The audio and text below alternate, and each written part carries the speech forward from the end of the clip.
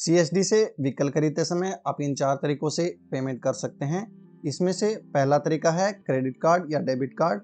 अगर आपके कार्ड की लिमिट जितने रुपए का आप व्हीकल ले रहे हैं उतनी है या फिर उससे ज़्यादा है तो आप क्रेडिट कार्ड या डेबिट कार्ड से पेमेंट कर सकते हैं। पर ध्यान रहे, जब आप क्रेडिट कार्ड या डेबिट कार्ड से पेमेंट करेंगे तो आपसे 0.9% की कन्वीनियंस फीस एक्स्ट्रा ली जाएगी।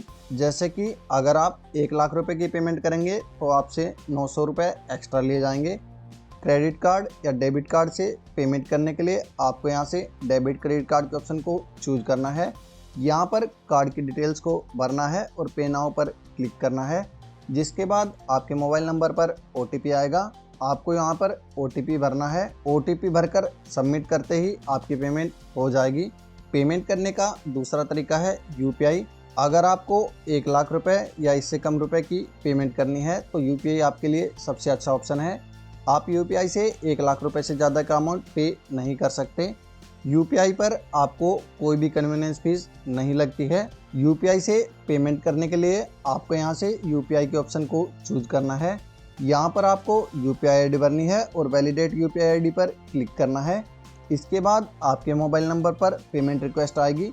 आपको पेमेंट रिक्वेस्ट एक्सेप्ट करनी है और पेमेंट करनी है। पेमेंट करने का तीसरा तरीका है नेट बैंकिंग। नेट बैंकिंग से पेमेंट करने के लिए आपको यहाँ से इंटरनेट बैंकिंग को चूज करना है। यहाँ से बैंक को चूज करना है और पे नाउ पर क्लिक करना है।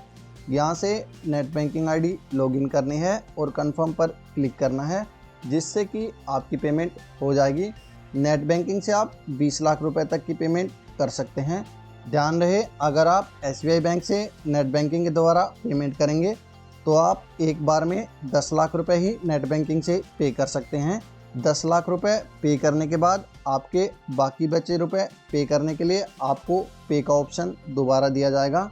बाकी सभी बैंक से आप एक ही बार में 20 लाख रुपए तक की पेमेंट कर सकते हैं। नेट बैंकिंग से पेमेंट करने पर आपसे 10 रुपये कन्वीनियंस फीस भी ली जाएगी। पेमेंट करने का चौथा तरीका है बैंक ट्रांसफ़र यानी ई-चालान। अगर आपकी उम्र ज़्यादा हो गई है और आपके पास net banking, credit card, debit card या UPI इनमें से कुछ भी नहीं है तो आप बैंक ट्रांसफ़र के ऑप्शन से पेमेंट कर सकते हैं। बैंक ट्रांसफ़र से पेमेंट करने के लिए आपको बैंक ट्रांसफ़र के ऑप्शन को चूज करना है।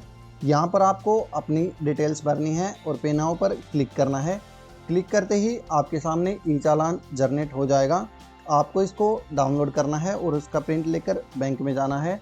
बैंक में जाते ही आपके बैंक अकाउंट से CSD के अकाउंट में रुपए ट्रांसफ़र कर दिए जाएंगे।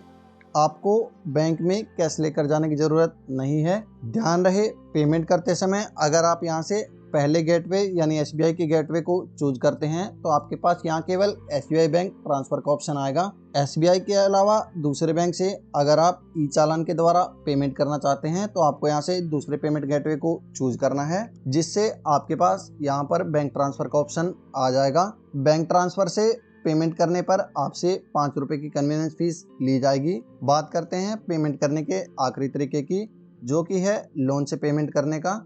बैंक से लोन लेने से लोन से पेमेंट करने तक की पूरी प्रोसेस जानने के लिए आप हमारी दूसरी वीडियो देख सकते हैं। बाकी लोन से जुड़ी हुई कुछ इम्पोर्टेंट बातें मैं आपको बता देता हूं। आप 2 व्हीलर या 4 व्हीलर किसी भी व्हीकल के लिए लोन ले सकते हैं। लोन का अमाउंट आपको CSD के लोन अकाउंट में डालना है। आप इस लिंक पर क्लिक करके भी CSD के लोन अकाउंट्स की डिटेल्स देख सकते हैं। लिंक आपको डिस्क्रिप्शन में भी मिल जाएगा। जिसके नाम पर प्राइमरी ग्रोसरी कार्ड है आप केवल उसके नाम पर ही लोन ले सकते हैं। डिपेंडेंट के नाम पर आप लोन नहीं ले सकते। लोन के अलावा बची हुई पेमेंट करने का ऑप्शन आपको पेमेंट पेज पर मिल जाएगा। आपको CSD के अकाउंट में लोन का उतना ही अमाउंट डालना है जितना व्हीकल का CSD प्राइस है। ध्यान रहे, इन सभी मेथड्स में आपको पेमेंट उसी के अकाउंट से करनी है जिसके नाम पर ग्रोसरी कार्ड है, नहीं तो आपकी डिमांड रिजेक्ट हो जाएगी। जानकारी काम के लगी हो तो वीडियो को लाइक करें, शेयर करें और मुझे सपोर्ट करने के लिए चैनल को सब्सक्राइब करें। जय हिंद।